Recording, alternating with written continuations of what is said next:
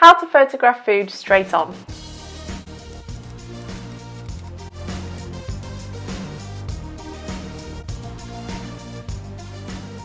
What's up YouTube, and welcome back to my channel.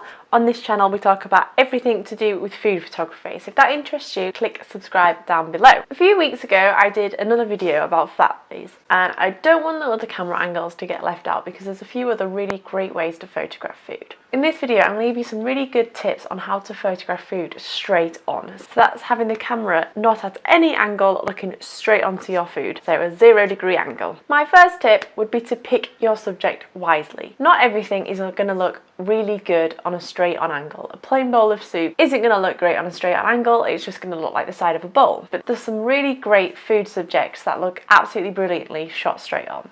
We've got burgers, pancakes, sandwiches, tall drinks, loads of different things. A straight on angle is going to make your subject look quite imposing, quite grand, and it's really going to make it stand out. What works best for a straight on angle is something that's tall, so obviously you can see that height when it's shot straight on. Layered things, so if it's got layers on the side, it's really good to see them on a straight on angle. Or things that you can stack. A lot of the time, things that go on top of each other will be shot at a straight on angle to one, see that nice imposing height, and two, to be able to see that it's stacked with all those layers. That brings me to what I'm shooting today, and that is pancakes.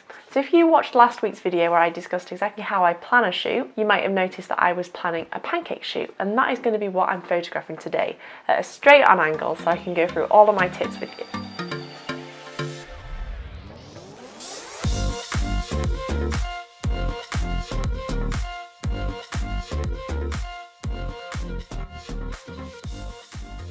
So that was tip 1, choose your subject wisely.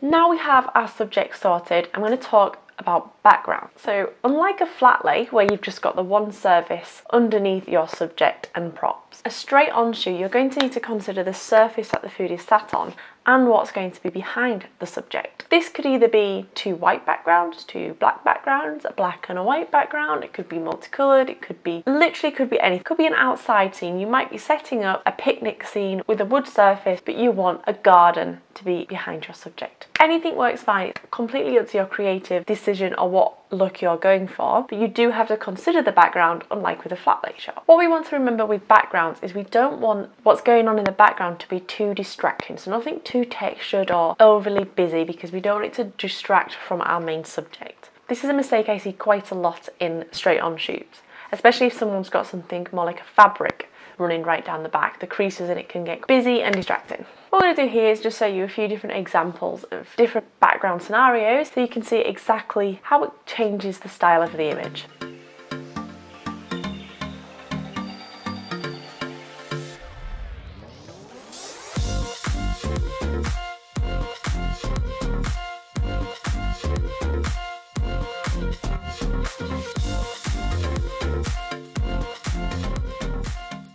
None of these are right or wrong, it just completely depends what you're looking for in your image. Pretty much the same with all of these tips. There's no right or wrong when it comes to photography. These are just a few of the things I think about when I get into my straight on shoot. Now it's time to set up the camera, and I want the horizon line to be dead straight. I don't want it going up, down, side to side. So to do this, I'm going to use the level on the back of my camera. So I'll always make sure my tripod is level as well, but this doesn't necessarily mean that my camera is going to be perfectly level, because there's a few ways my camera can be a bit tilted even though the tripod is straight.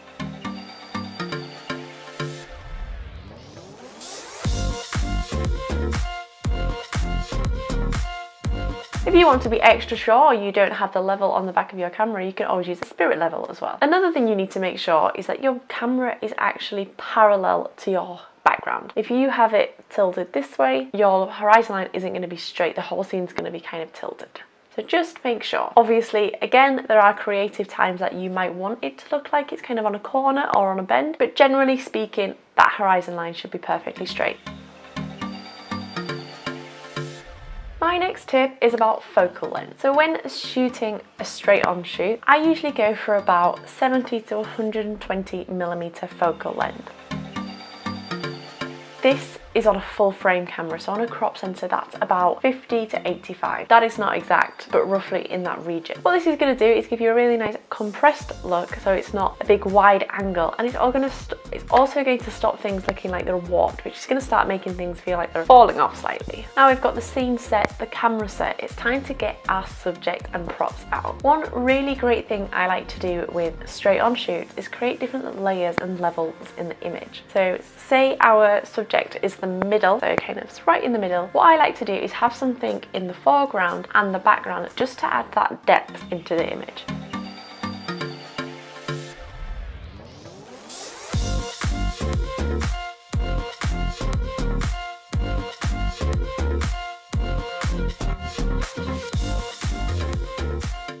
So bringing your subject further away from the background, it's going to add a feeling of depth. As the focal length will compress the image in, it's not going to feel like everything's too far away. It's going to feel nice and close, but you're going to have some nice glow in that background, making your subject pop. And another way to do this is your aperture, and that's me going to jump on to my next tip, and that is your aperture. Unlike flat lays, where we usually want quite a high f number, so say about 10, when we're shooting straight on, it's quite normal to have it a lot lower than that.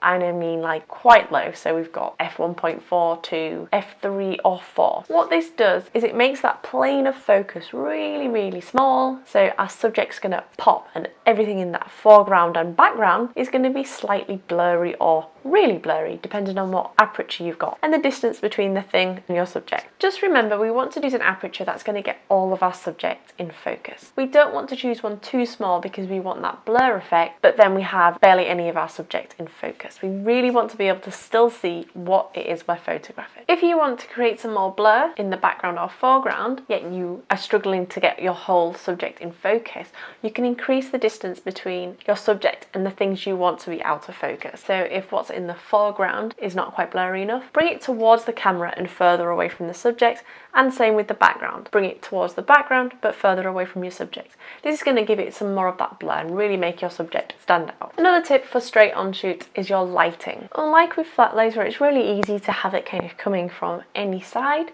because we've got that background up in front of our subject, can't have it coming from the back. But what we can do is have it either coming from the side, or we can have it on an angle, which is still going to give it some of that backlight effect, which is really good to get texture to pop out.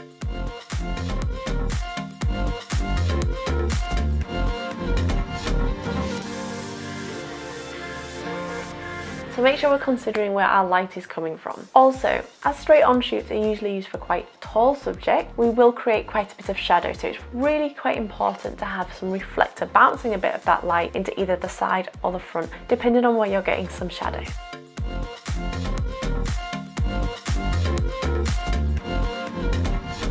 But that is all personal preference. If you like quite a shadowy side, then have your light going to the side and don't worry about the reflector. Like I said, not every straight on shoot is going to follow every single one of these tips I've just given.